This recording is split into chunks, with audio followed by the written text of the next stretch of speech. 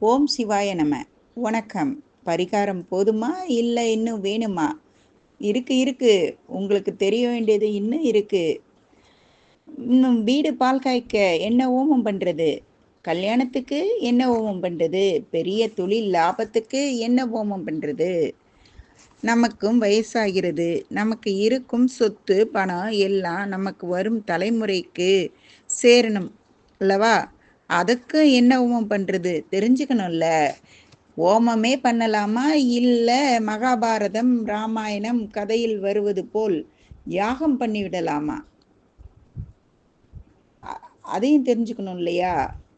யாகம் எப்படி பண்றது?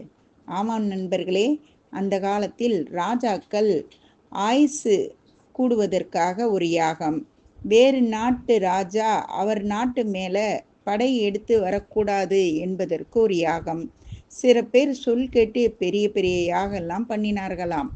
அதுபோல யாகம் எப்படி பண்ணுவது? மறந்து விட்டேனே, நம் முன்னோர்கள் திதி எப்படி கொடுப்பது? வருடத்திற்கு எத்தனை முறை திதி கொடுப்பது தெரியணுமில்ல. சொல்றேன் கேளுங்க. நாளைக்கு சொல்றேன் நண்பர்களே. நன்றி.